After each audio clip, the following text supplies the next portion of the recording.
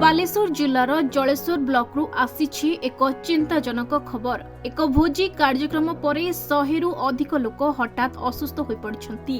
घटनाटी Jaleshwar block रो बर्तना ग्राम पंचायत अंतर्गत खरीदा ग्राम रे घटिछि। सूचना अनुसार ग्राम रे आयोजित एक भोजी उत्सव रे बहु संख्यक लोक जोग दे खाद्य ग्रहण करथिले, किंतु किछि समय परे अनेकक मध्यरे बांती, झाड़ा, पेट व्यथा और दुर्बलता भली लक्षण देखा देथिला। असुस्थ मानक मध्यरे महिला, पुरुष और शिशु मध्य रहिछंती। परिस्थिति गुरुतर हेबारु समस्तंकु तुरंत जी.के. भट्ट गोष्ठी स्वास्थ्य केन्द्र जलेश्वर भर्ती करा जायथिला। एते संख्यक रोगी एका संगरे पहुंचिबा परे हॉस्पिटल रे चिकित्सा व्यवस्था को त्वरान्वित करा जायथिला। तेबे किछि रोगीक अवस्था गुरुतर थिबारु सेमानंकु बालेश्वर जिला मुख्य चिकित्सालय को स्थानांतर करा जायछि। घटनार खबर पाई स्वास्थ्य विभाग अधिकारी माने घटनास्थल और हॉस्पिटल रे पहुंची स्थितिर समीक्षा करिसेंती। खाद्य विषाक्तता संदेह रे खाद्य नमूना संग्रह करा जायथिबा बेले प्रकृत कारण जानिबा पई तदंत जारी रहिछि। एई खरीदारे एक माने परिवार रो भोजी खाई 200 रु अधिक लोक झाड़ा बांती रे आक्रांत होइछंती।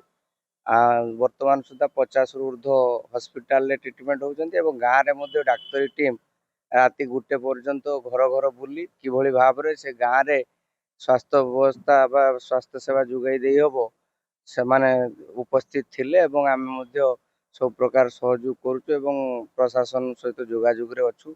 जेभली भाव रे हेछि या द्वारा जेपरि काहार जीवन हानि न घटू एवं काहार किछि क्षति न घटू सेति प्रति सतर्कतार सहित कार्यक्रम चलछि। कारण ए खाद्य एवं पानी की दायी करा जाउछि। तार आज टीम आसीबो, चेकिंग हबो। चेकिंग हैला परे आपण माने विशेष करके देखिथिबे वर्षा दिन रे जेभली भाव रे पानी रो समस्या होउछि एवं खाद्य रे जो राति भोजन होउछि सेतिरे ए जो विषाक्त पोको किंबा जहा कारण आम अनुमान करूछु एवं गाँ रे जहा बुझीचु विशेष करी पानी एवं खाद्य को माने माने आपण माने डाउट करा जाउ। तेणु आज जो टीम आसुचंती गाँ रे तार तदंत हैला परे संपूर्ण कथा जना पड़ी। आम गाँव में हूँ भोजी होता बुझीगला मो भेणी घर भोजी होता।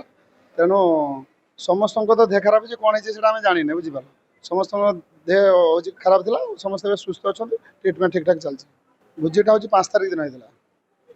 हाँ काली सकाल कतु समस्त देह खराब सकाल भी खराब था। एबे भी आसुचंदी पेशेंट एबे भी आउरी ये होचंदी कंडीशन भल से किछि भल अछंदी किछि बालेश्वर रेफर होइचंदी। जलेश्वर चिन्मय कुमार दास को रिपोर्ट खबर ओडिशा।